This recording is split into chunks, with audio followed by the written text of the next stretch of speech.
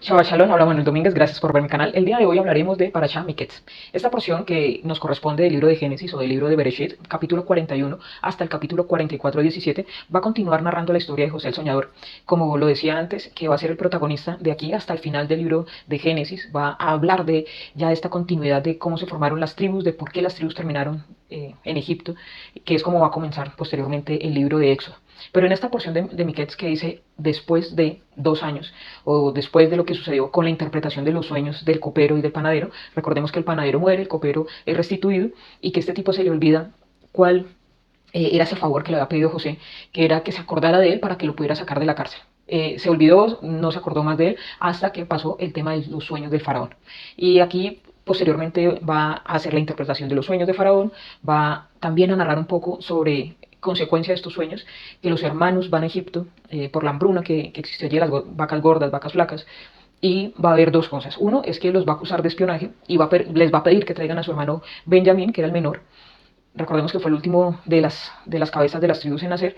Y también cuando ya retornen con su hermano Benjamín a Egipto, los acusa de robo colocándole piezas allí en los sacos. Pero ¿qué podemos aprender de esta porción? Lo primero es que la Torah nos muestra las diferentes formas en que Dios habla y que debemos estar listos y dispuestos para poder entenderlo.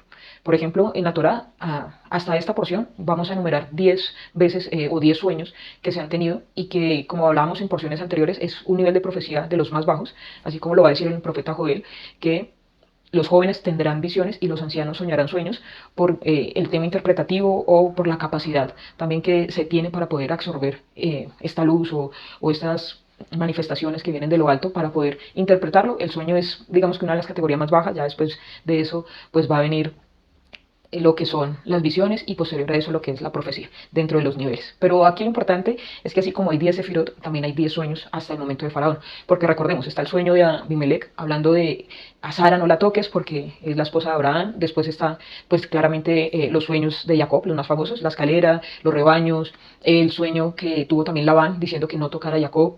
Después están los sueños de José, primero de las gavillas, de este trigo que se inclinaba, después habla del sol, la luna, las estrellas, hablando de los hermanos y del papá y la mamá, y posterior a esto va a estar el copero, el panadero, y termina con las vacas y con el tema de las espigas, las vacas que eran sanas, que se comen que son comidas por las que no eran sanas, o las vacas gordas, vacas flacas, como nos llegó en la tradición, o como más bien las conocemos, y las espigas también. Las espigas que eran buenas fueron devoradas por espigas que no estaban sanas, que tenían algún tipo de enfermedad, o como se conoce en Colombia en el café la roya, que es como una plaga que hay para los cultivos de café, algo así. Entonces, estas espigas malas se comen a las espigas buenas. Y aquí vamos a ver que tienen una correlación con respecto a la sefirot, y es muy interesante que el tema de las vacas esté justo en la sefira que corresponde a esta Merkabah que es José o Yosef o Yesod, para llegar a las espigas, que también nos va a enlazar con lo que es el libro de Ruth, con lo que es el rey David, con lo que es el reinado. Y vemos que los sueños también tienen una relación con respecto a la sefirot, teniendo en cuenta estos 10 sueños versus las 10 sefirot. Y entendemos que debemos ser realmente atentos a lo que soñamos. O sea, es una forma en que Dios nos permite conocer cosas, que nos permite interpretar, dependiendo qué tipo de mentalidad tenemos, qué mente madura o no, o dispuesta a recibir o no de esto de lo alto, pues así mismo los sueños van a ser más claros o van a ser totalmente locos, como lo que nos puede suceder con esos sueños que realmente no entendemos, que son muy extraños. Pero aquí la capacidad que tiene José después de 2 años, después de haber interpretado el tema de los sueños del copero y del panadero, va a decir que lo sacan rápidamente. ¿Sí? Después de 2 años llega un momento, un instante en donde él debía estar preparado, que demuestra de hecho a Faraón que estaba lo más que preparado, porque Faraón le entrega su anillo, le entrega todo el reino, básicamente era el segundo al mando después de Faraón. Pero era importante también como líder, el faraón entendía que él no podía hacerlo todo, que debía delegar también.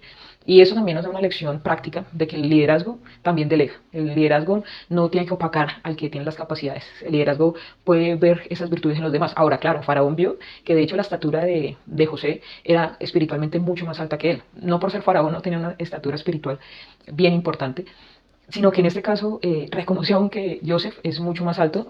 Bueno, hay un tema allí en el Midrash, en el Zohar, donde habla de que Joseph hablaba un idioma adicional a lo que hablaba Faraón. Faraón era un políglota de 70 lenguajes diferentes y Joseph hablaba los 70 lenguajes de las naciones más el hebreo, que es el idioma que estaba antes de la Torre de Babel y que pues continúa siendo hasta ahora uno de los idiomas más antiguos del mundo, incluyendo pues algunos como claramente lo podemos ver en el chino, que es, o en el mandarín, que es muy antiguo, pero hay una diferencia entre el moderno y el antiguo.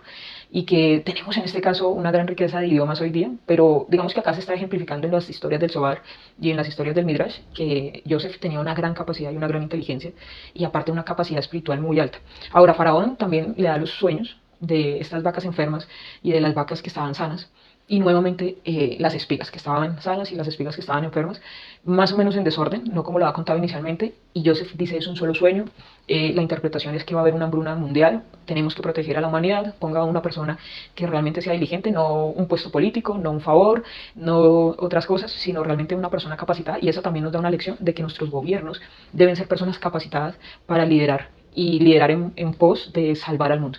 Ahora, Joseph en ese caso hizo todo un trabajo durante esos 14 años de recoger alimento y de administrar el alimento posteriormente a esto, pero también hay un trabajo allí que dice los escritos que él está haciendo un trabajo también de recoger las almas de aquellos que necesitaban también la redención. Todo el que llegaba allí, él hacía una entrevista y a algunos les pedía dinero, otros dice que les hacía conversión a través de la circuncisión para que entraran en el pacto de Abraham, pero él hacía también un trabajo allí para preservar el mundo. Recordemos que somos sal y luz de la tierra y que el estar en diferentes lugares del mundo nos permiten que ese lugar del mundo tenga luz, sea resguardado, tenga bendición de Dios. Así que el lugar en donde estamos también es muy importante y que las personas que estén alrededor también se eleven para que también apliquen esa bendición y esa luz a cada lugar donde estemos.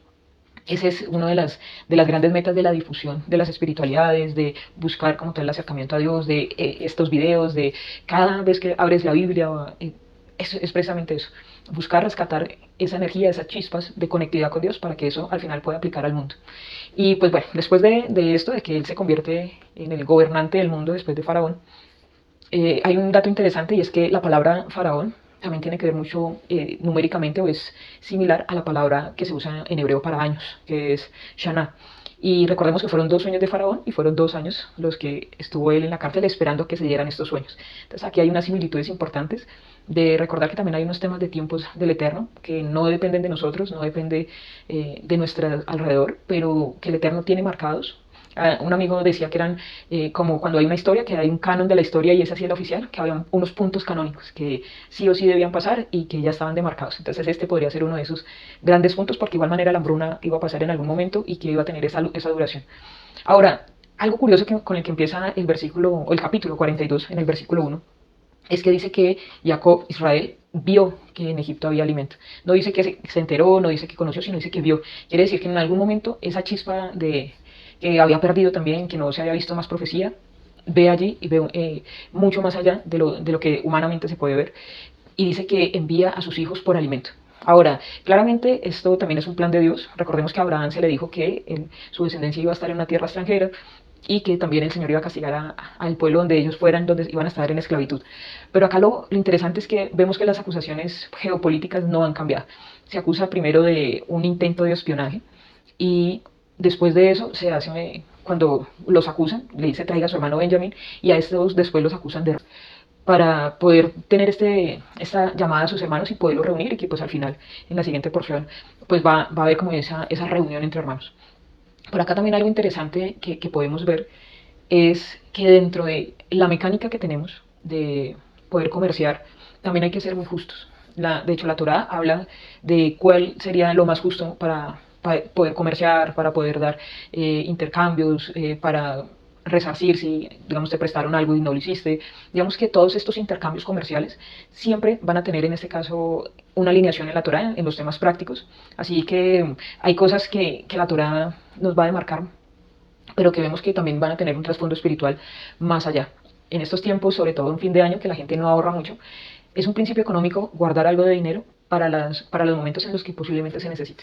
Guardar dinero en las vacas gordas para cuando lleguen las vacas flacas. Eso es un principio que nos activa directamente y que esta porción está enlazada con lo que es esta parte de sustento, porque todo se va a filtrar por Joseph. Tanto lo que era del mundo, digamos que secular, todo se iba a filtrar a través de Joseph, todo lo que hagan así, todo lo que les diga, dice el faraón, pero también entonces toda la energía que venía de Jacob, de la descendencia, de toda esta profecía que va también a decantarse a través de Joseph. Esta porción es como ese embudo antes de llegar a Malhut, antes de mostrar como tal ese reinado, antes de que las cosas se vuelvan materiales. Y los sueños se pueden quedar allí, se pueden quedar en sueños. El tiempo puede ser algo que nos desanime, puede ser algo que simplemente también nos deje en el camino. Pero la perseverancia que tiene José el soñador, la conectividad que tiene y esa afinidad de poder entender esas, y interpretar esas señales que da el Eterno, aun que no son para él, sino que las recibe otro, es una gran lección de vida. Debemos mantenernos firmes, debemos mantenernos constantes, tener un plan en cuanto a nuestro futuro, en los temas financieros, tener cosas previstas ya para cualquier tipo de casos. Y asimismo entender que no solamente es para salvarnos nosotros mismos, debemos salvar al mundo. Debemos entender que si somos salidos de la tierra para nuestro Mesías, es porque el Mesías es también conocido como Joseph, el pan del mundo. Y es lo que debemos tener y debemos compartir con los demás. Esas cosas bonitas que tenemos, compartirlas con otros para que los demás también puedan vivir vidas felices, puedan vivir en comunidad, puedan vivir en familia, puedan vivir. Y realmente, como lo que pasa con la parábola del hijo pródigo, mi hijo estaba muerto, pero ahora cuando regresa veo que vive y hacemos fiesta. Y así es el Padre cuando retornamos y nos conectamos a Él. Tengan mucho cuidado con los sueños, tengan mucho cuidado con la interpretación, que sea primero personalmente lo que es para ustedes. No es bueno contar los sueños, es en este caso muy personal, cada persona tiene una forma de entender las cosas, así que es algo muy personal y que cada vez que tengamos alguna interpretación siempre tratemos de darle un enfoque positivo y un enfoque de bendición, porque nosotros damos el poder también a esas interpretaciones y podemos encaminar la luz, podemos encauzarla en cosas muy positivas. Así que espero que para todos estas luces de Hanukkah sean muy buenas, que este tiempo de fin de año secular sea muy bueno y que el próximo año 2025, en el calendario regular, en 2025 después de Cristo, sea para todos un año de mucha, mucha, mucha bendición. Shalom a todos.